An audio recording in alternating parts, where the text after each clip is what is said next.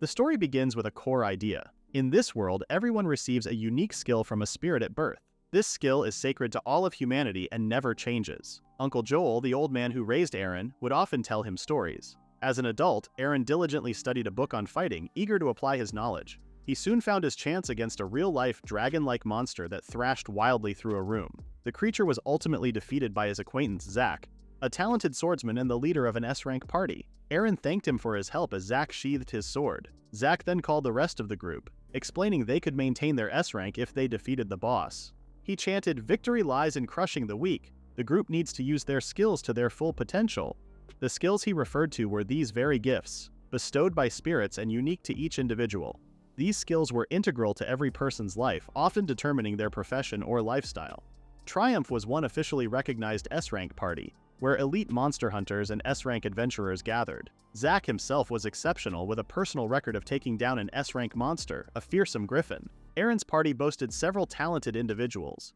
Gil, a gunner strong enough to be considered by international armies. Silver, a spear expert and award winner. And Dina, a magic specialist adept at both curses and healing. Aaron, however, was considered nothing more than a mere errand boy. He panted, struggling to keep up with the party, a heavy backpack weighing him down. Despite his humble title, he tried to help wherever he could. Dina once asked if he truly understood his position in the group, and Aaron knew she wasn't wrong to ask. A young girl pounced out, and to Aaron's delight, it was Asuna, a magic knight specializing in warcraft. She swiftly battled the dragon, jumping effortlessly across its jaw. Dina instructed the party to shadow Asuna's movements as she drew her sword and called the spirits. In no time, the spirit's power transmuted to Asuna, who effortlessly defeated the creature. She landed gracefully, sheepishly apologizing for being late. Aaron gazed at Asuna in amazement. She was the only female S-rank knight, and she had once saved an entire country by herself.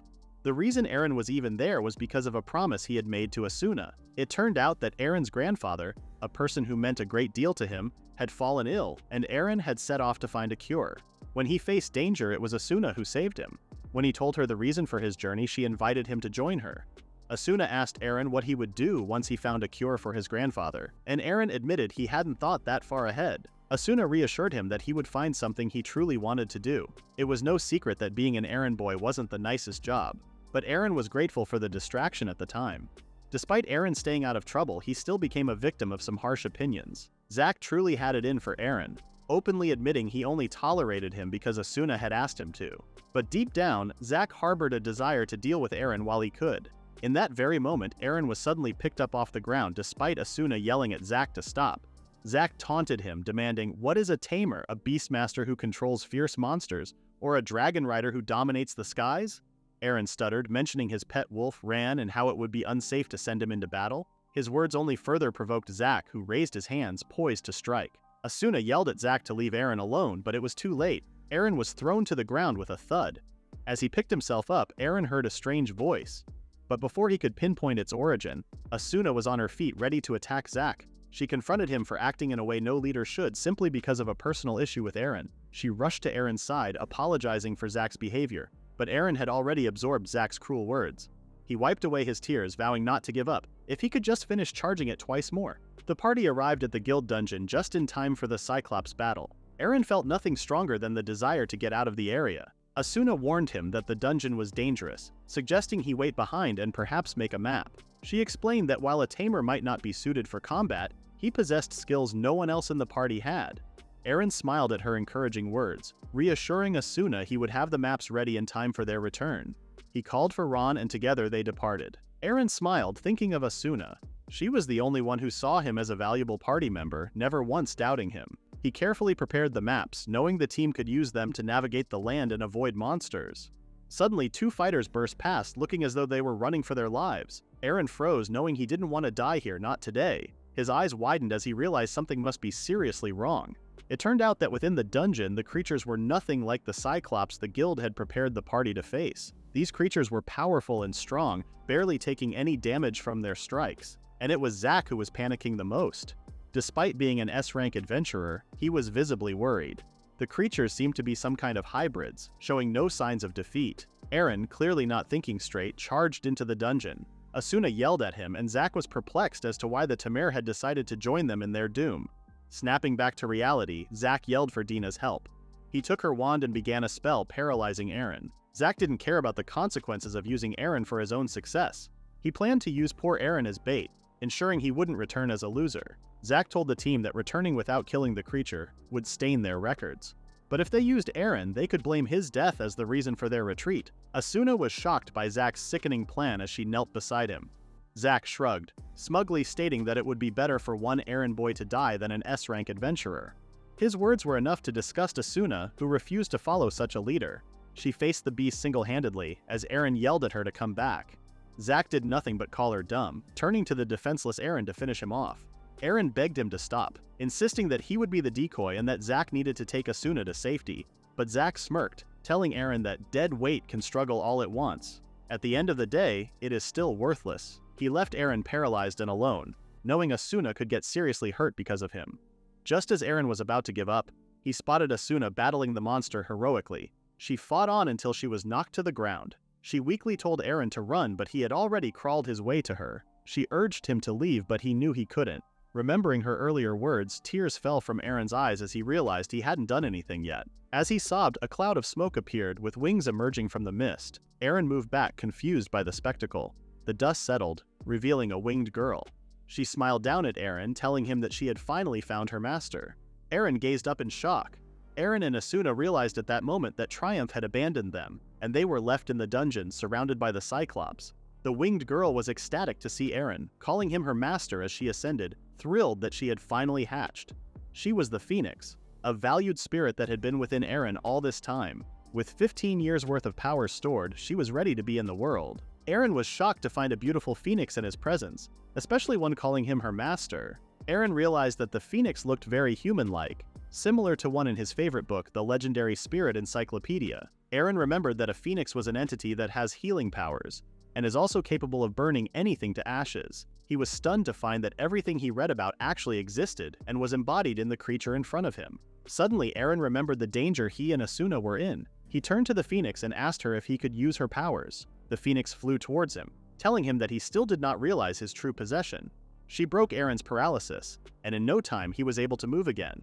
She then instructed Eren to focus on his mind. He held his hands out and got up with power, before telling the Phoenix they should go. Together, they used the flaming arrow to defeat the Cyclops.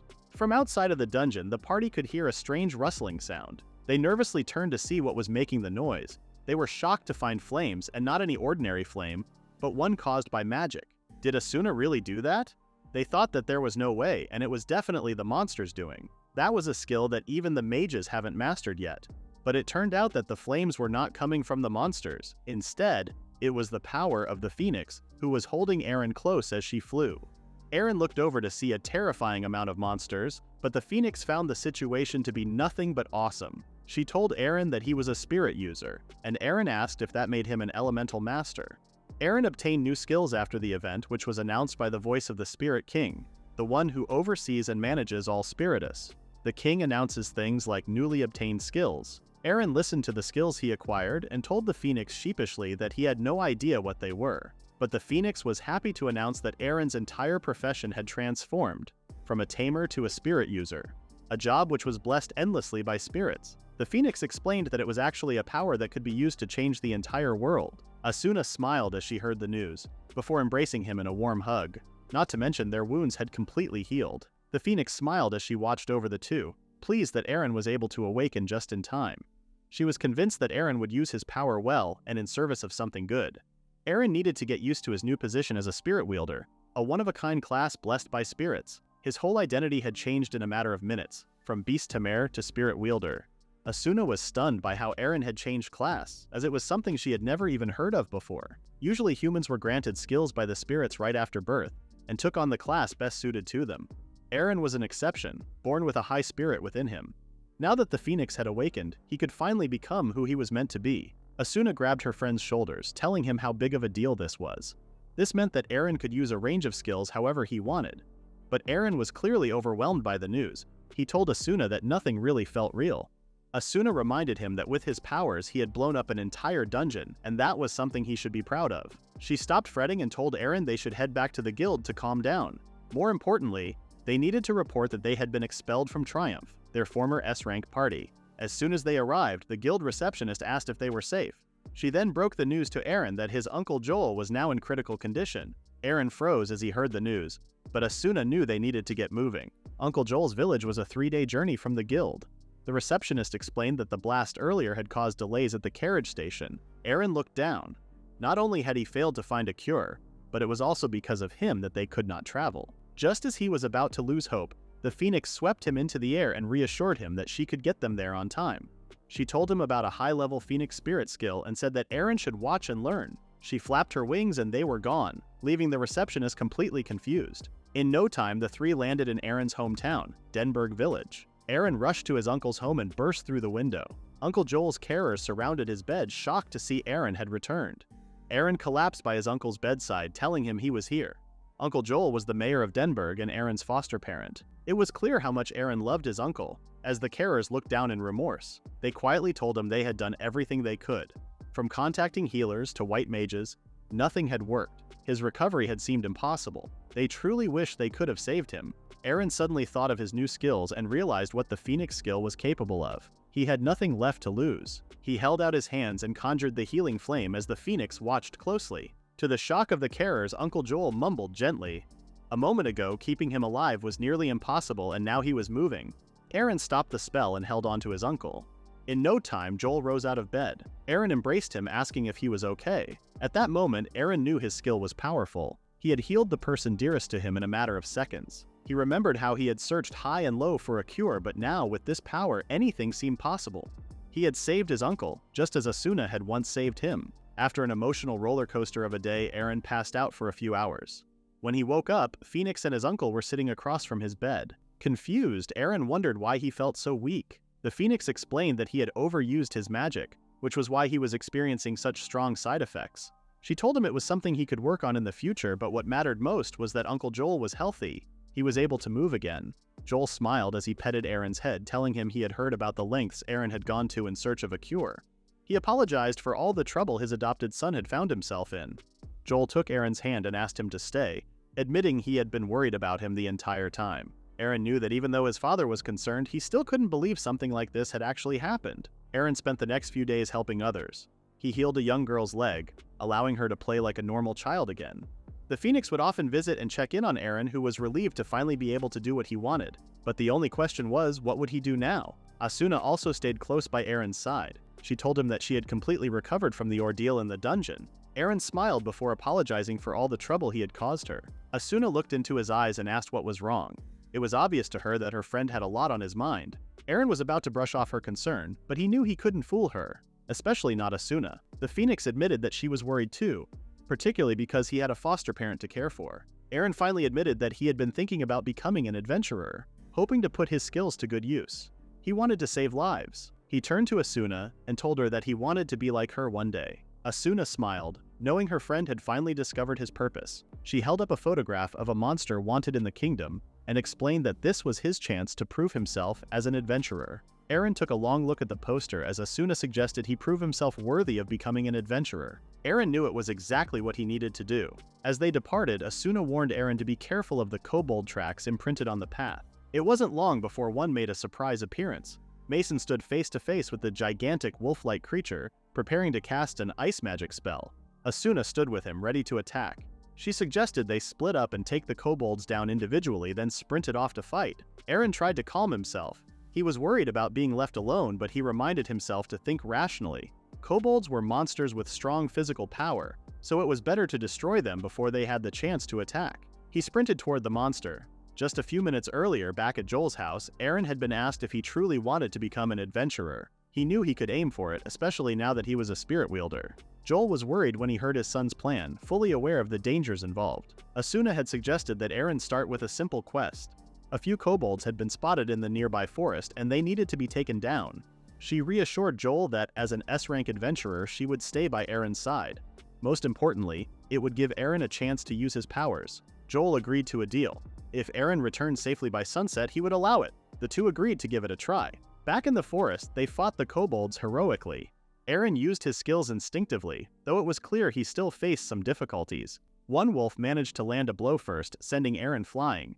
Phoenix realized that Eren was trying to use control magic to shoot the fiery arrow, but he was still unskilled in this. Eren caught his breath, realizing that without his regeneration skill, he might have died instantly. He got back on his feet. This time, Phoenix instructed him to try summoning another spirit. Eren raised his hands and called out, asking the spirits to grant him their power. Phoenix apologized for pushing him, though she knew he had no choice but to work with the skills he already possessed. He was struggling with the Phoenix arrow and knew he needed to keep his promise to return home by sunset.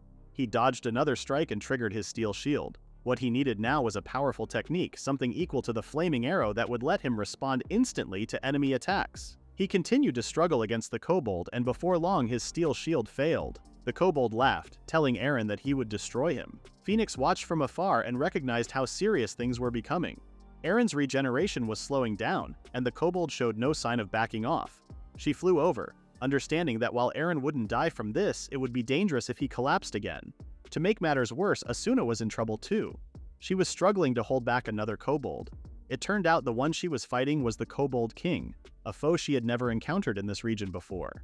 Asuna ran for her life until she suddenly tripped over a rock. She looked back, terrified of what would happen next. Phoenix dashed over with her wings ablaze, but Eren reached Asuna first, moving faster than he ever had before. Phoenix cheered him on as he realized he couldn't stop now. It turned out that Eren had finally acquired the spirit core of the Kobold King. He landed in front of Asuna, who helped him to his feet. Eren knew that if the roles were reversed and Asuna were in his place, things would already be okay. He remembered when they first met how she had kindly helped and reassured him. Eren understood that as long as she was by his side, they would be okay, even as adventurers. Asuna snapped him back to reality and warned that sunset was near. They needed to finish off the beasts as quickly as possible. Eren summoned the Phoenix Wings, knowing he had to reach a level where he could use multiple skills quickly and efficiently. Back at the village, Uncle Joel gazed at the darkening sky. Would his son make it back before nightfall? At that very moment, Eren returned, covered in dirt. Joel was relieved to see him safe and asked if he was all right, gesturing to his clothes. Eren smiled and told him not to worry.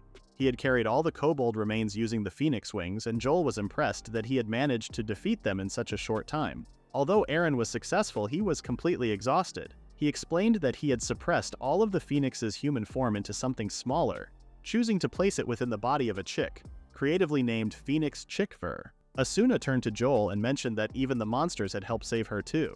Together, they asked Uncle Joel if he approved of Eren becoming an adventurer. Joel paused, then burst into laughter. He told them he had never intended to stop them in the first place. He was smart enough to know that even if he tried, Eren would have gone anyway. Just like when he left to find medicine during Joel's illness. Joel smiled and told his son that there were many people out there who needed his help, and he should go fulfill that purpose. Eren smiled, realizing he had finally earned his uncle's approval. Asuna turned to Eren and said he must have finally found his purpose. Eren smiled again, remembering her words from earlier. Asuna added that she still couldn't believe the spirits hadn't noticed his potential. When she first met him, he was weak, and she wondered what kind of boy he was. Now she was nothing but excited to see what kind of spirit wielder her friend would grow to be. Asuna and Eren departed for Torca, the largest city in the kingdom. Once they arrived, they took in the new environment. There was a huge marketplace and a diverse crowd of people from all over. Eren had never seen a place like it. The reason they had come to Torca was because it was home to the Adventurers Guild. The guild was packed with adventurers, all there for various reasons. But it was Eren's first time. When he was doing odd jobs for the party, his name had simply been added to a piece of paper. Asuna explained how the guild worked to her friend. The Adventurers Guild was a place for party registration, finding teammates, and exchanging information. It was also possible to pick up monster hunting jobs there. Anyone could register a party as long as they applied. Eren was surprised by how organized and straightforward the registration process was, but Asuna warned him that signing up didn't guarantee you a job. She went on to say that only those who passed the highest level difficulty exam were officially recognized by the guild as S-rank adventurers. Asuna pulled out her license to show Eren. She continued, explaining that when S-rank adventurers team up, they form an S-rank party, the highest level an adventurer could aim for. The Phoenix chick then asked why people aimed for S-rank status, especially since there were still plenty of ordinary job requests. Asuna answered that it showed you had real experience. Because of that, the pay and perks were far better. In fact, there was no real reason not to aim for it. She also noted that clients felt much more reassured when they hired someone with proven experience. Ultimately, everyone starts from zero. The receptionist called the next person in line and was surprised to see it was Asuna. She told her that she thought she was dead. Eren looked down as his suspicions were confirmed. Zack must have reported both of them as dead after the incident. It had likely been nothing more than an excuse to cover for himself after backing out.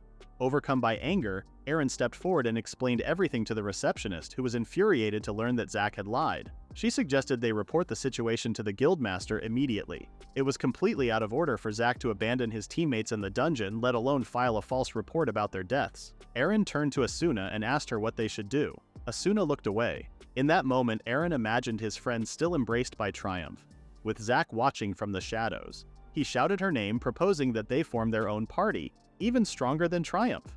Asuna loved the idea. She turned to the receptionist and said that instead of complaining, they wanted to form their own party immediately. The receptionist smiled and told them it was absolutely possible. She asked them to sign the paperwork, and their party would be formed right away. However, Aaron wondered about registering the spirit.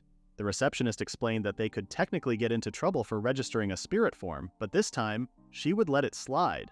And to make matters worse, he still had not named the Phoenix. Aaron politely asked the receptionist if he could have a bit more time to fill out the forms. He knew that spirits were valid teammates too, and he really needed to register them properly. He thought and thought, but Aaron was terrible at coming up with names. The only name he'd ever given was to Ran, his wolf, and that was a girl's name. He needed another one now. Out of nowhere, Phoenix peeked her head through the window, making Aaron jump out of his skin. She asked if he was up to no good, and Aaron blurted out that he just had something on his mind. Phoenix frowned and told him that his answer sounded super suspicious. Suddenly, there was a loud bang. Phoenix had no idea what the bright light and noise were, but Aaron explained that it was just fireworks. Phoenix smiled as she looked out the window. She asked Aaron to show her fireworks even more spectacular than those. Aaron was confused at first, but Phoenix meant it as part of his training. He reached out his hand and decided to give it a try. He called out the Phoenix wing strike, and beautiful fireworks exploded into the sky. Aaron smiled, proud of himself for pulling it off. Phoenix told Aaron that his flames as a spirit wielder were the most beautiful things she had ever seen. Then without thinking, Aaron blurted out, "Karen," before quickly apologizing. He told Phoenix that he had been thinking spirits should have names too, and this one had just come to him. He added that if she didn't like it, but before he could finish, Phoenix flew to him. She told him it was the first time anyone had ever said something like that to her. Smiling, she admitted that she had always thought of herself as just a spirit who serves others. Being given a name meant a lot to her. She squealed with joy, realizing that from now on, she would go by Karen. Back in her chick form, Karen excitedly tweeted the news to Asuna. Asuna thought the name Karen suited her perfectly, though Ran growled at the little bird. And finally, the registration form was accepted without any issues. Aaron was a little frustrated that he couldn't list Spirit Wielder as his profession on the form. But Asuna reminded him that revealing something like that could be dangerous. Someone might try to take advantage of Aaron and his rare skills. So Aaron, Karen, Asuna, and Ran set off on their adventure. From now on, they would need to stay alert and pay close attention to their surroundings. Aaron was finally starting to look like a real adventurer, and Asuna couldn't help but feel nostalgic watching him start from scratch. She explained that his next step was to pass the certification exam. If he succeeded, he would begin as an A-rank adventurer, and the team would officially be recognized as an A-rank party. For the exam, they needed to travel northwest from Torka, past the Nim Forest. Eventually, they arrived at a dark and dingy place. It was Mira Castle, also known as the Phantom Ancient Castle. Their quest was to defeat the mysterious monster that had taken over the castle a few months ago. Inside, a boy shouted at his teammates after spotting strange movements. Suddenly, a possessed woman lunged at him, shaking him to the core. The monster wasn't just unidentified, it also had the power to possess others. From the safety outside, Aaron, Karen, and Asuna watched the chaos unfold. Asuna commented that the exam seemed far more difficult than the one she had taken when she first became an A-rank adventurer with Triumph. It was clear that the adventurer inside had been defeated, and the demon was still hungry for more. Since this mission had become the official A-rank certification exam, not a single party had passed. Before entering the castle itself, the party stopped by the Torka Adventurer Gear Shop near the entrance. The store assistant thanked them for waiting. Asuna tried on some new armor, and Aaron asked if she wanted to keep browsing. But Asuna was already exhausted. Choosing an outfit was the last thing she wanted to do. On the other side of the store, Karen was having the time of her life. She eagerly asked other adventurers what they thought of her outfit. She told Aaron how much fun shopping was and added that being an adventurer wasn't so bad after all. Aaron smiled and offered to let her help pick out his outfit too. A few hours passed and it was finally time for the exam. The objective was clear: defeat the unwelcome monster lurking in the castle and deliver its corpse to the Adventurers Guild. The party was ready. The first creature they encountered inside the castle was a devil bat, flapping erratically in front of them. As it let out a screech, Eren raised his hands and incinerated it with a blast of fire, only to be told to stand down by Karen. She smiled and congratulated him for adjusting his power so well, saying that at this rate, he would be able to master the Phoenix Arrow in no time. Meanwhile, Asuna was holding her own, swiftly taking down the other pests. After the fight, she turned to Eren and told him to find a rest area. Eren took off with Ran to explore the castle in search of one. Ran led the way, barking excitedly as she sniffed out a suitable location. Suddenly, another devil bat flew at them, but Eren managed to defeat it, claiming its spirit core as a reward. In the rest area, Eren encountered another group, a B-rank party known as Tempest. A curious girl looked over and asked Eren if he was an adventurer. A boy beside her muttered that he had never seen him before. "Johan, don't be so blunt," the girl Liza scolded. Eren explained that he wasn't a full adventurer yet. This was his first time taking the certification exam. His eyes met those of the party leader Armano, who was already eyeing Eren's gear with suspicion. All Eren carried was a small dagger. Eren quickly realized that Tempest must also be participating in the exam, which meant there were likely others as well. Armano confirmed his thoughts, explaining that you never know who else is participating until you get there. The board combines the hunt with a competition, so only the most capable parties get certified. Everyone has to face the same unknown monster, and if you succeed, you don't just get certified as A rank. You gain recognition, and maybe even a shot at S rank. At that moment, Johan stepped forward, glaring at Eren. He asked if Eren thought this would be easy just because there was an S rank adventurer on his team. "Don't ever assume that," he growled, grabbing Eren by the collar. "I wasn't thinking that," Eren replied, trying to stay calm, but it was too late. The tension had snapped. Johan raised his fist, but Eren dodged just in time and enhanced his strength, pushing off the ground to create distance. With the whole party now against him, Eren acted fast. He launched a Phoenix fireball, forcing Tempest to fall back. Armano stood stunned, unsure whether to be more confused by Eren's tribute-based magic or his sudden strength enhancement. Eren didn't wait to find out, he turned and ran. Armano narrowed his eyes. This wasn't over. Elsewhere, Asuna waited anxiously. Eren had been gone longer than expected.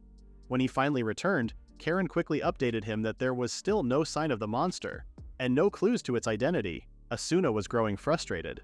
"We're wasting time," she muttered. "We need more information." Suddenly, the ground beneath her shifted. Without warning, the entire floor collapsed under her feet. "Asuna!" Eren shouted, but it was too late.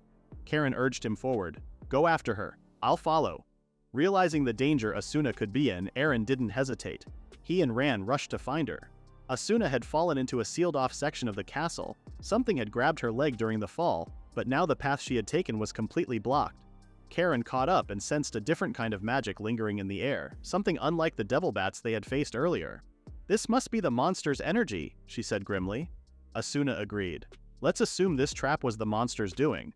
But why haven't you been possessed?" Eren asked. "That's what the monster is supposed to do, right? Possess a party member and turn them against the others." Asuna shook her head.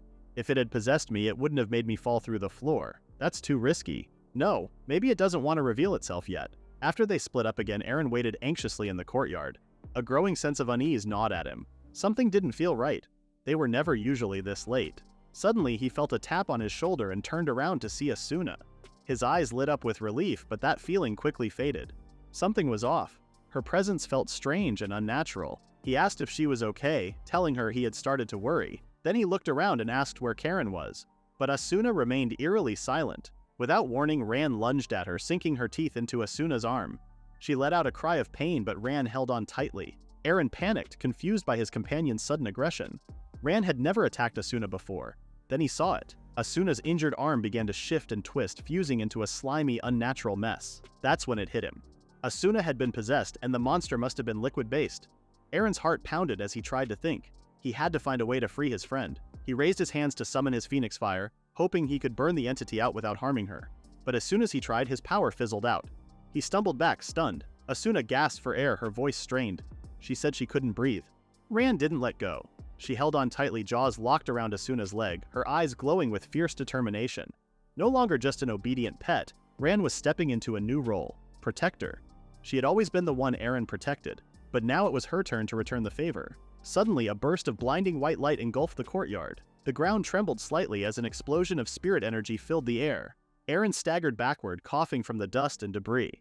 When the light faded, he looked up and what he saw left him speechless. Ran had transformed. No longer a wolf, she now stood before him in human form, radiating power and resolve. She was ready to protect Eren, no matter the cost. Aaron was completely confused by what had just happened. His wolf had really transformed into a human. A girl? And Ran was clearly devoted to protecting him from any danger. She explained that Asuna wasn't who she appeared to be. What happened to Asuna wasn't simple possession, it was a transformation where her body had been taken over by the mysterious monster. Ran drew her sword and prepared to fight. Aaron was stunned to see Ran fully transformed using skills in her human form. Her movements reminded him of a high-level spirit, like Karen. And just when things couldn't get any stranger, Aaron turned around and saw himself. A boy stood before him, identical in appearance, looking just as terrified. Aaron was beyond impressed by Ran's magical abilities and how quickly she'd figured out the monster's nature. She lunged at the body double without hesitation, instantly recognizing who her real master was. She hit the ground hard, unconcerned with the imposter's motives. All that mattered was protecting Aaron. Ran fought ferociously, unleashing powerful skills. She even formed a tornado from wind magic, which could evaporate the liquid with just a touch. Aaron knew that could pin the monster down effectively, and for a moment he was hopeful that they might actually defeat it. But then he realized something important. If the monster was made of liquid, they couldn't fully evaporate it since they needed to deliver a body to the guild as proof they had completed the mission. Just then, Asuna cried out as a whip of slime lashed past her. Aaron noticed that the creature flinched at the phoenix teleport. Asuna shouted that there was now another version of her too, and they needed to capture it before it escaped. Karen, observing the strange girl, recognized her. Even in human form, the two began to bicker. Karen asked if the girl really was Ran, but there was no time for explanations. Aaron explained that the wolf was the spirit he had given the tamer skill to, adding that some spirits naturally take the form of animals or plants. Karen pointed out that the wolf's strong will had resonated with his spirit wielder power, which caused her to evolve into a divine wolf. Aaron turned to Karen and asked why she hadn't mentioned earlier that she knew Ran was a spirit. Karen smiled and told him that with her around, he had nothing to worry about. She recalled the dungeon incident and admitted she had wanted to be the one to save him. Aaron defended Ran, reminding Karen that it was his wolf who had saved him this time. Not to mention, Ran had figured out the monster's identity. Even in human form, Ran was still dog-like in her obedience and thrilled to have impressed her master. She eagerly declared she would find the monster. Asuna believed that the transformation was the monster's true form, which would explain why there were duplicates of both her and Aaron. She remembered that when she fell through the floor, the slime had attacked her, but she hadn't felt possessed. But something felt off to Aaron. The slime was afraid of Ran. Even if it was the target, would a true monster really tremble like that? Asuna agreed. She had never encountered slime like this before. She called Aaron over and said the slime wasn't just any monster, it was the same as them, a high-level spirit. It turned out that this slime wasn't a monster after all. It was a spirit called Queen Slime. After many years, she had evolved from an ordinary slime into a high-ranking spirit. Karen recalled that when she fell underground to rescue Asuna, she had sensed a strong magical energy from the slime. But even Karen hadn't imagined it could be a spirit all this time. The party knew they still needed to defeat the mysterious being and hand over its remains to the Adventurers Guild. Aaron reminded them that this was the main objective of the A-rank certification exam after all. Queen Slime expelled a surge of liquid at Aaron as she spoke. He was the first human to make it this far, she said. Aaron wondered aloud whether spirits could even die. Karen explained that it was more accurate to say that spirits disappear rather than die. It was similar to when they are granted the ability to slay humans or defeat monsters. Aaron tried to summon his phoenix wings again, but the skill still wouldn't trigger. He switched tactics, activating his steel shield along with regeneration. The spirit observed closely, fascinated by how quickly his wounds healed. Karen raised her bow and shouted that Aaron had both the dog and her on his side. Ran snapped back that she wasn't a dog, then charged forward sword first. Together, they fought as hard as they could, urging Queen Slime to surrender. The slime laughed in response, then retaliated with a torrent of liquid. Karen recoiled in disgust, wondering if there had ever been a spirit like this in all her years. Aaron was concerned too. He had never read about or encountered anything like Queen Slime. Asuna continued to fight, though Queen Slime seemed unfazed. It was clear that she had powered up since her previous transformation. Still, she couldn't land a blow on Ran, the puppy she couldn't defeat. Despite the battle, the spirit seemed impressed by Asuna's skill. Aaron shouted at Queen Slime, asking why she was acting this way, especially as a spirit. He pleaded with her to stop, saying he wouldn't hurt her. He reminded her how afraid she had seemed earlier. Borrowing Ran's power, he attempted the Sword of the Wind God, though he feared it could be absorbed again. He tried to get closer to Queen Slime, hoping to reason with her, but he was struggling to contain her. If she spread out too far, there would be no way to defeat her. He ordered the party to focus on holding off the clones and to avoid killing Queen Slime. But in truth, everyone was struggling. Asuna cried that they could always retake the exam. Karen was frustrated that her attacks kept bouncing back. Aaron realized that if Queen Slime truly was a spirit, he could still convince her to cooperate. He shouted to her, explaining that she was being targeted in the name of an exam and that she was in real danger. She froze, looking down in panic. All she wanted was to live peacefully in the forest. But one day, everything went dark, and she found herself trapped in this castle. Karen, stunned, asked how it was even possible for someone to trap a high-level spirit. Queen Slime didn't answer. She simply bounced away through another door. The truth was heartbreaking. Queen Slime had been rejected and ridiculed by society. She was branded a monster and banished from civilization. Humans would make trips just to torment her, so she taught herself to morph into their forms to scare them away. Looking down in shame, she admitted that whether she attacked or not, her fate seemed to be the same. Tearfully, she told Aaron she didn't want to live like this anymore. Aaron promised to get her out of the castle. She just needed to calm down. But before anyone could say another word, the B-rank party arrived, surrounding them on all sides. Queen Slime backed away, terrified, as Armano stepped forward. He declared that he would be the one to turn the monster into a corpse. Face to face with Aaron, Armano swore he would be the one to destroy the monster. He turned to Queen Slime and asked if it was true that she was a spirit. Aaron's eyes widened. How did Armano know that? Armano looked back at Aaron and asked if he seriously intended to save her. He then whipped out sharp weapons and dispersed them across the room. Aaron quickly activated his shield to avoid getting hit. Armano smiled smugly and claimed that the hunt had been designated as a trial, and no party had ever ranked up to A rank from it. However, if his party succeeded in this trial and got recognized, he would become famous overnight. Aaron remained behind his shield until it suddenly disappeared. The tags Armano had released had stuck to his body. Armano laughed, taunting Aaron for his failure. But in no time, Asuna was back on her feet, ready to strike. Aaron realized Armano must be a spell tag user and a skilled one. Armano warned the party that even if they fought back, their skills would eventually be sealed by his magic tags. Asuna raised her sword and activated Aqua Jail, vowing to destroy Armano's tags for good. She fought with all her strength, but soon noticed that these tags weren't ordinary. As Asuna struggled, the rival party member, Liza, swept her up onto her broomstick. She cackled and gloated that she finally had a chance against an S-rank adventurer. Armano advanced toward Aaron, but Ran stepped in to block him, taking her first strike. She successfully dodged his tags by swiftly shifting between her wolf and human forms. Meanwhile, Asuna regained control of her sword and struck Liza, who screamed in pain. Asuna shouted to Ran to be careful and avoid getting hit by the tags. Karen in bird form flew around the castle trying to come up with a plan. She found it odd that the castle showed no signs of collapse despite its old and damaged appearance. Could it have something to do with the slime being trapped inside? Aaron generated a strength boost and charged Armano head-on. He managed to block Armano's strikes and attempts to tag him. Armano asked if Aaron was even willing to listen or if he had completely lost control. In a flashback, Armano remembered the day he received the magic ceiling tags. He smiled at the rare items. Liza had told him he could use them before the A-rank recognition exam. This was his chance to pass. A mysterious hooded stranger had approached Armano, offering him critical information, the true identity of the mysterious monster and inside knowledge about the other parties. But Armano had been suspicious.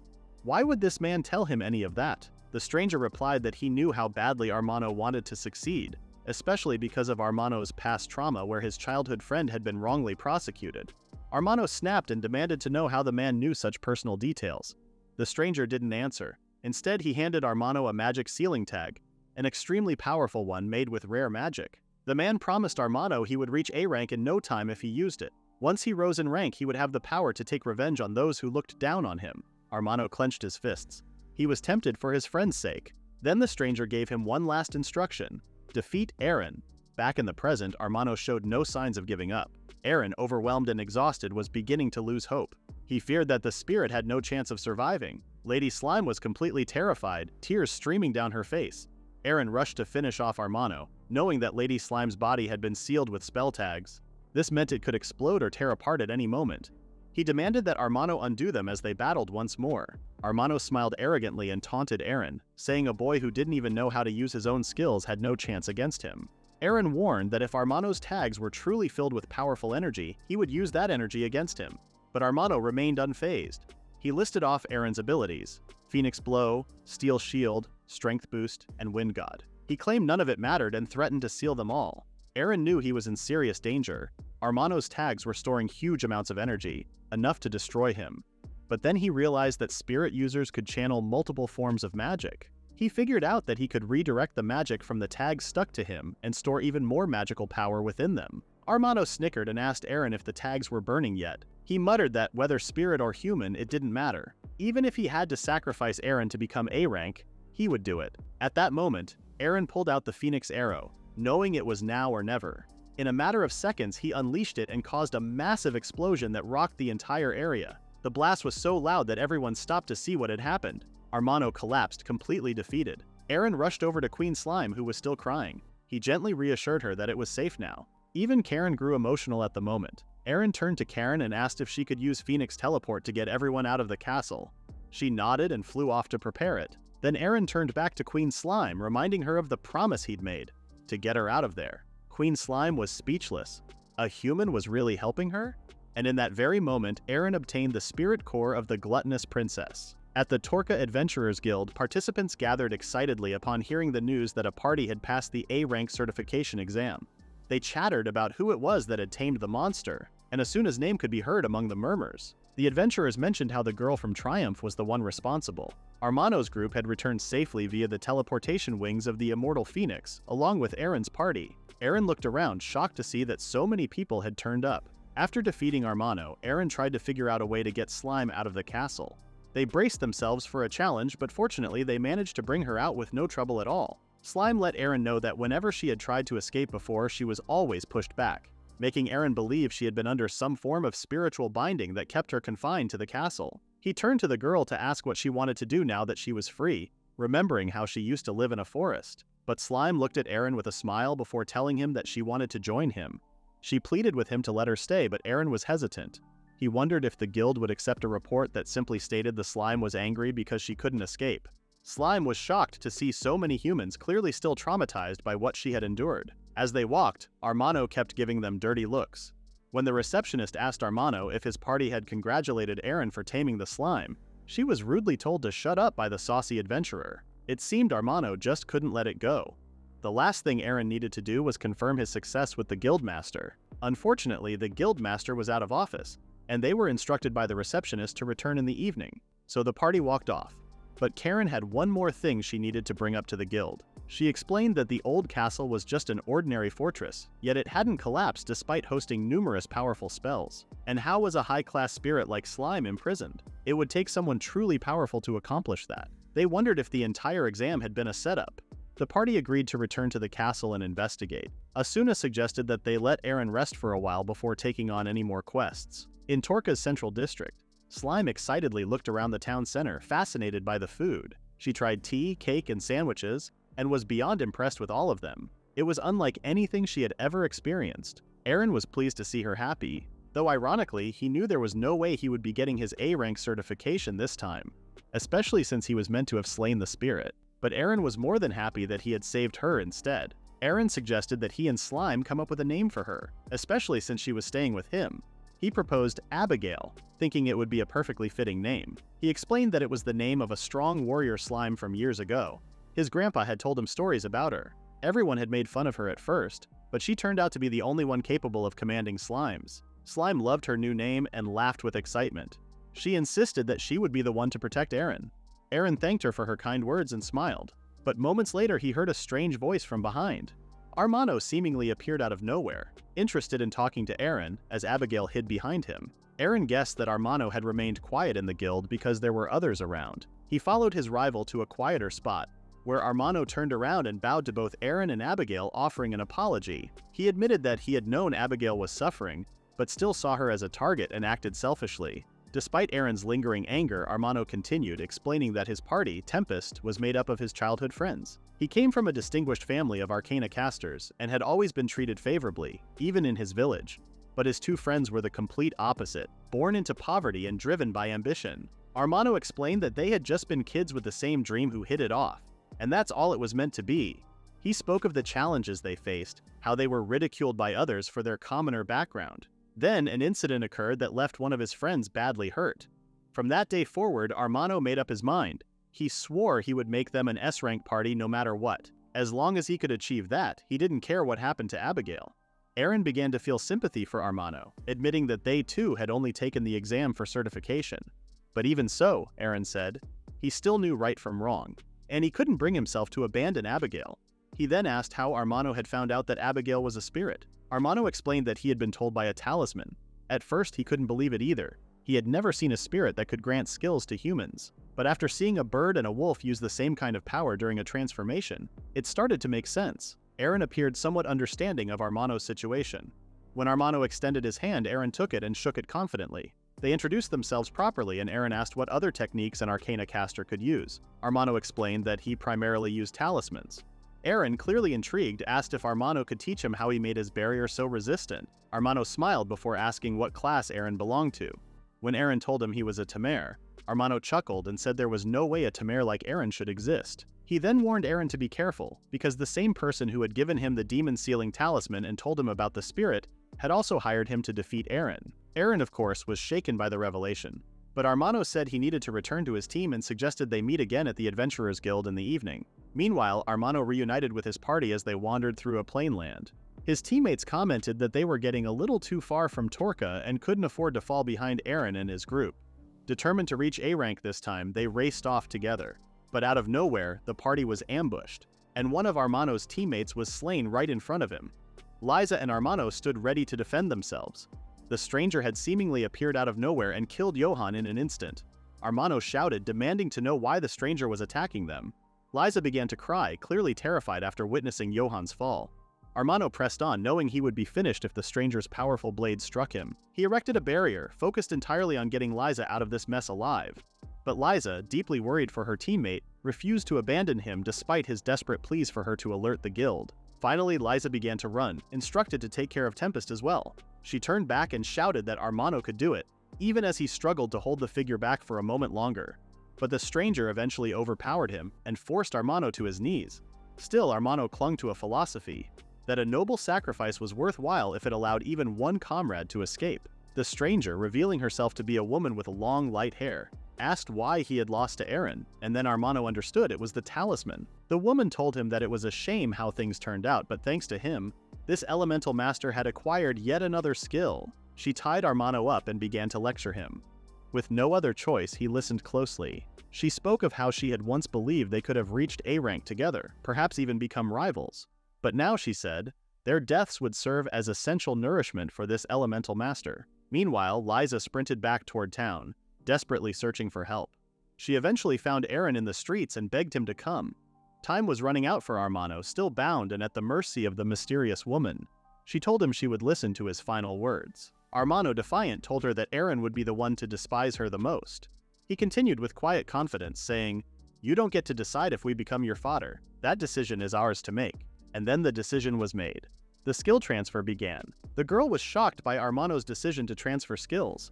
Why would he give a transfer talisman to another talisman user? Meanwhile, in Torka, Liza caused a commotion as onlookers gathered, asking what had happened. She collapsed to the ground in hysteria, and Eren gently told her to calm down. When Liza looked up, her eyes were filled with tears as she told everyone that Johan had been murdered. Eren immediately jumped to his feet. At this rate, Armano would be next. Liza explained that the talisman user's spirit core had been transferred to the elemental master. Eren asked who was responsible and where they were. Liza guessed it was a man and told him the incident had occurred in the grasslands just beyond Torka's east gate. Eren recognized the area. It was the same one he had passed through before arriving in Torka. He grabbed Abby, and they began making their way there. Liza insisted on going with them, but she couldn't even move her legs.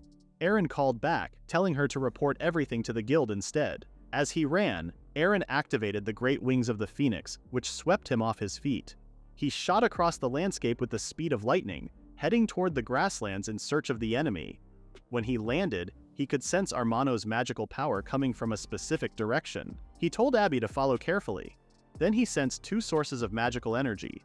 One belonged to Johan, but before he could react, Eren stumbled into a pool of Johan's ashes. He collapsed to the ground, trying desperately to trigger his regeneration, but the trauma was too great and the spell bounced back. The rest of the blood belonged to Armano.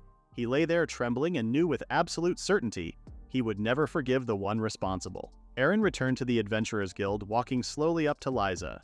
He bowed his head and gently presented her with Armano's belongings. He hadn't been able to save him. Liza looked down at the items before breaking down into tears. She cried out both Armano's and Johan's names, apologizing through sobs that she couldn't save them in time. Eren quietly explained that his regeneration skills hadn't worked. It was the first time they had failed. He knew he had to uncover the truth. He wasn't about to let the enemy claim 2 lives and leave no answers behind. He told Liza they needed to catch the one responsible, then helped her to her feet. Together, they made their way to the guildmaster's office. Eren knocked on the door and was greeted by Karen, Ran, and Asuna. They had already heard of the incident and asked if he and Liza were all right. Just then, Jade, the adventurer's guildmaster, stepped out. It seemed he had been expecting them. Jade thanked them for coming. Eren bowed respectfully as Jade said he had already received the report and had heard about what happened with Tempest.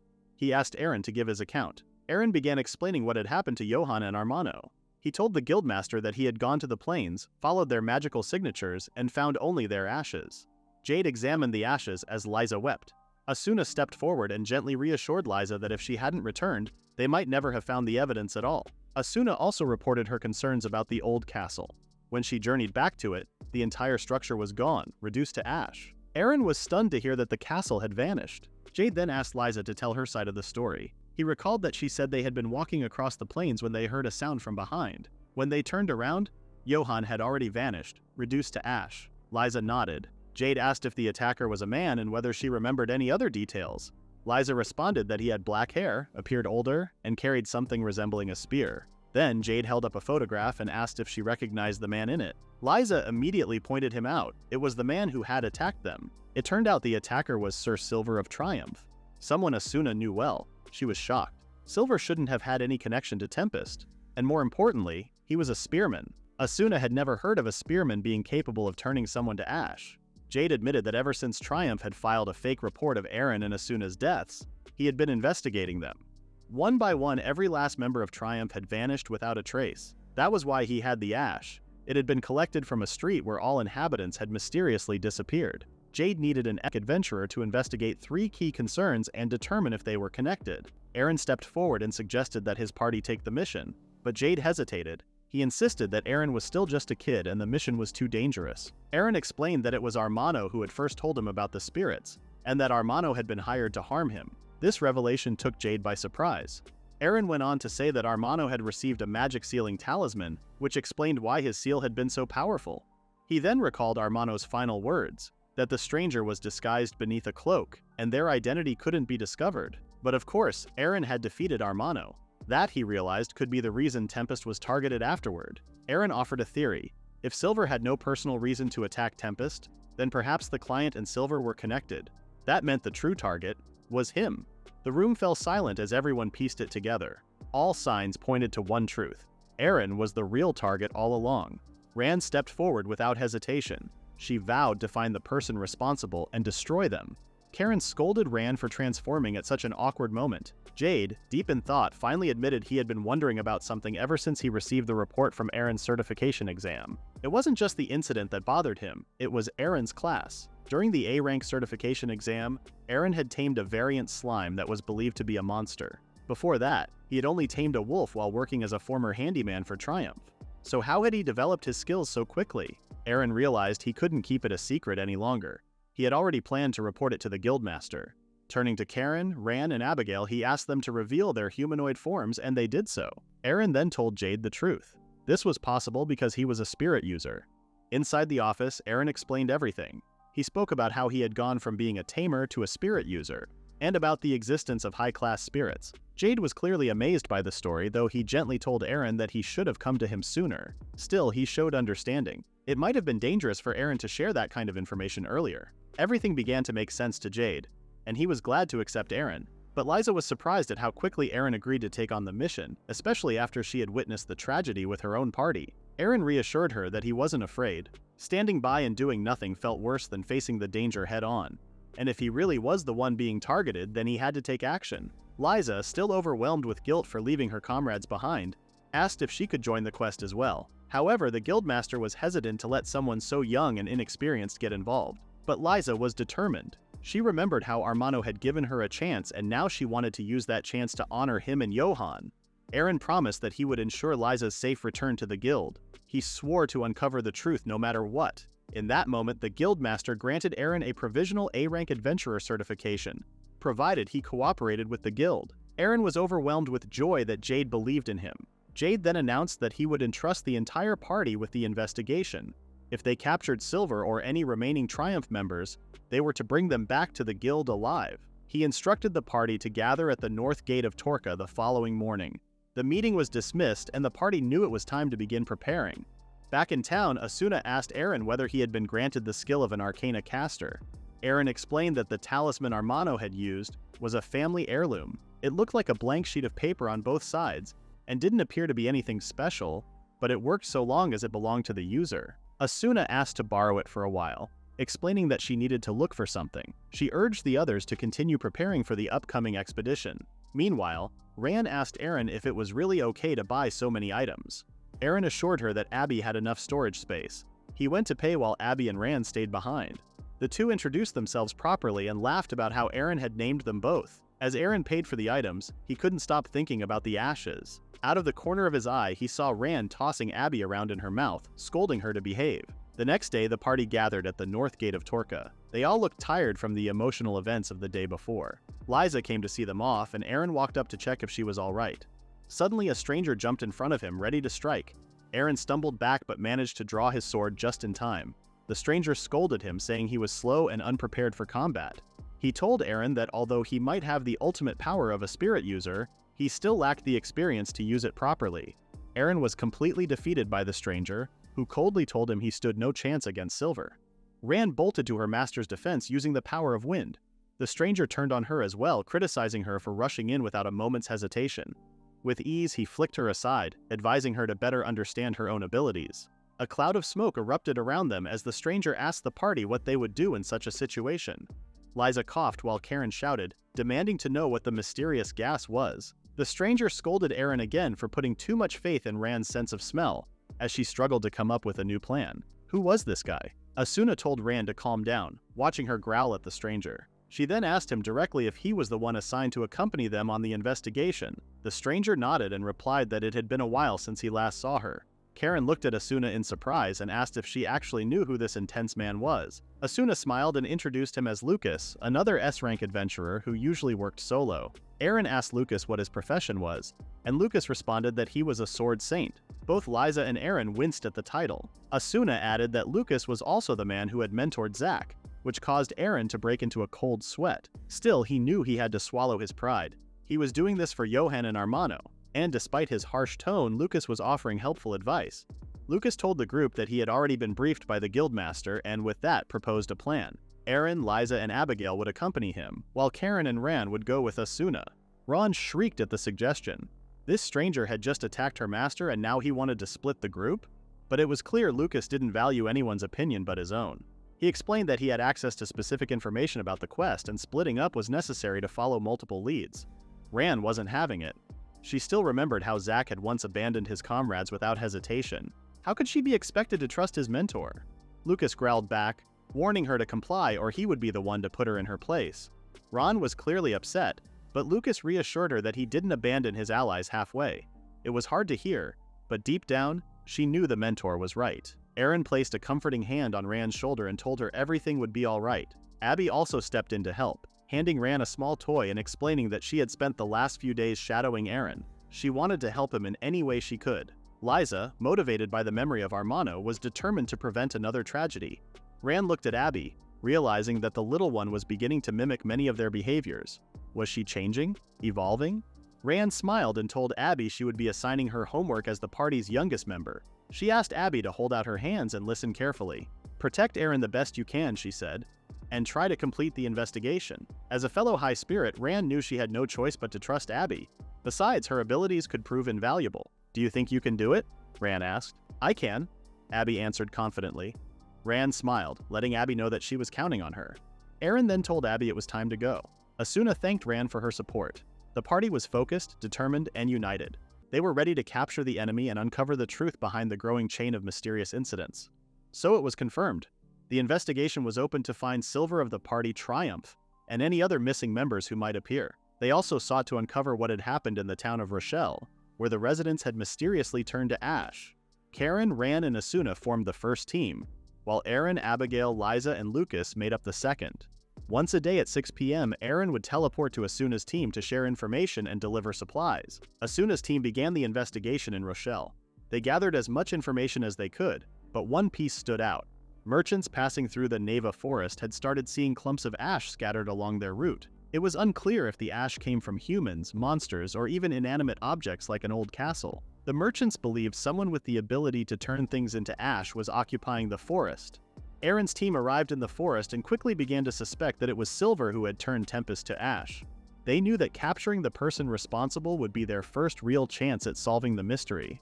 Still, there was hesitation. Silver destroying an entire village was hard to believe, and since they didn't know where he was, there was always the chance that he might be the one to make contact first. Lucas warned that the worst-case scenario would be if Silver's former party members attacked them, because in that case, they likely wouldn't stand a chance. He declared that the whole party would undergo training and preparation. The forest, after all, was home to many monsters. Lucas turned to Aaron and asked if he understood what he was getting at. The reason for separating Ran and Aaron during the ash search was that they were supposed to hunt monsters. The first to appear was a family of Cyclops. Liza and Aaron fought as best they could, but more kept coming. Liza struggled, thinking how easily her old team could have handled them. Now she felt like she was fighting alone. Aaron helped her by launching his Phoenix Fire Arrow, an overwhelming success. He acquired a Cyclops Spirit Core, body enhancements, and a Wood Element skill. He asked Liza if she was okay, and she reassured him that she was. She was genuinely taken aback by the power of the arrow. It turned out that a monster den was the perfect training ground, and Aaron seized the opportunity to acquire new skills and level up. The Phoenix Fire Arrow was immensely powerful and especially effective against swarms or slow-moving monsters. The party arrived at the Neva Forest cabin, where the investigation was set to resume the next morning. Lucas sat down with Aaron and Liza to hear their reports. Liza stammered, saying there were a lot of monsters, more than she expected, even for a monster den. Aaron added that the variety of species seemed skewed. He had defeated 46 tree spirits, 32 blue boars, 6 trolls, and 10 cyclopes. Far more cyclopes than he had anticipated. He also noted that for someone with a skill to turn anything into ash, these monsters wouldn't be a threat. In fact, they might even be convenient. Aaron mentioned a cave that looked like the perfect place to hide something, or test something. Liza felt inadequate. The boys were able to think strategically even while fighting, whereas she had forgotten that the whole point of the mission was investigative. She knew she had to step up. The team spent the rest of their free time training. Lucas closely observed Liza and Aaron's abilities. Now, all that remained was to test themselves against an S-rank adventurer. Liza reminded Lucas that Silver himself was an S-rank adventurer, and this might be their best chance to understand just how strong one really was. Liza was fiercely determined to defeat Lucas. She used her skills, including Shadow Crown and Light Blade, but Lucas easily countered her attacks. There was no doubt, Lucas was beyond anything she had ever faced before. After helping her adjust her scarf, he advised her that trying to anticipate his moves wouldn't work. He pointed out that Liza relied heavily on teamwork, and now she needed to adapt to fighting on her own. Whether she had a team or not, she needed to develop her own skills and be able to stand independently. After all, he explained, it's better to have 3 people operating at 100%, a combined total of 300%, than a 3-person party that only reaches a fraction of that through reliance on coordination. He asked her bluntly, did she really have what it takes to be an adventurer, even on her own? Liza was rattled by his words, but she stood tall and confidently declared that she did want to be an adventurer. Lucas, however, teased her, saying that if it had been Asuna in her place, she wouldn't be like this. Liza thought back to the exam. If Asuna's skills had been sealed, she had believed she could win. But she remembered clearly how quickly she was humbled when Asuna knocked her off her broom. She also remembered Asuna calling her a mage. As fellow magic users honing their abilities, it had felt like an unspoken connection.